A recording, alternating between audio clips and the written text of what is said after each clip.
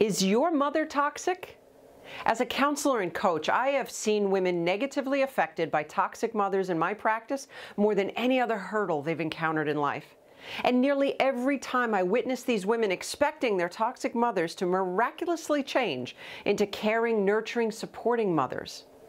Instead of focusing on trying to love your mother enough that she magically transforms into a good person, or continuing your relentless attempts at trying to please her, it may be time to learn how to set boundaries.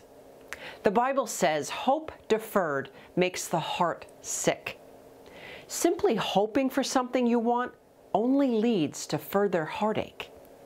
And while it is absolutely true that toxic mothering contributes to many hurts and dysfunctions, but you are responsible for yourself. And taking care of yourself begins with setting and keeping healthy boundaries. So how do you set boundaries with a toxic mother? Well, first, recognize your mother for who she is.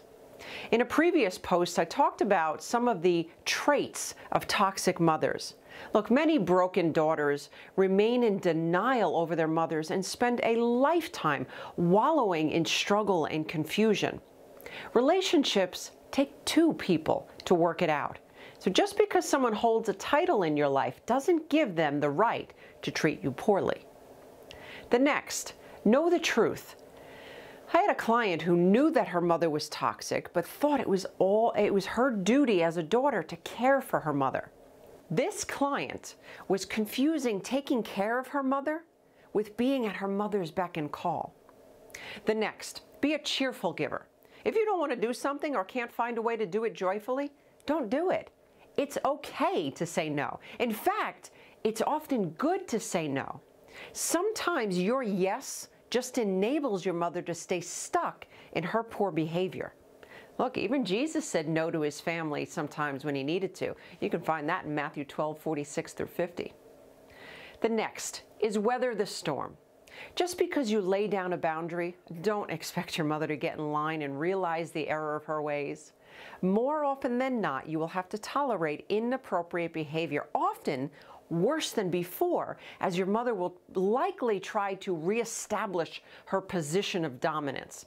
This may come through angry outbursts or manipulative tears or complete withdrawal. And if you can remember that these tactics are meant to get you back to a place where she has control, you can weather that storm easier and stand your ground.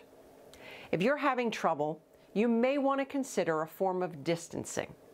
Depending on the level of toxicity that the relationship brings, you may consider not spending as much time, or maybe even having a time of separation.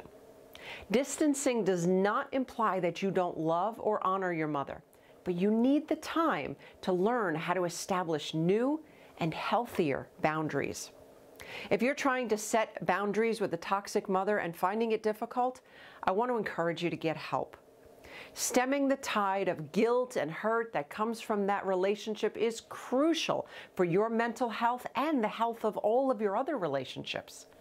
I work with women whose mothers were toxic and often find their way to healing their link below. My book, Build a Beautiful Life Out of Broken Pieces, can help you too, as it helps you to walk through how to overcome some of those negative thought patterns that relationship may have caused.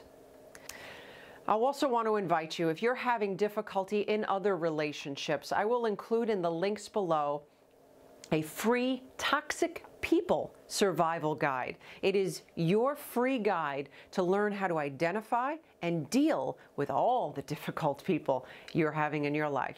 But until next time, I pray that you are blessed beyond your wildest imagination.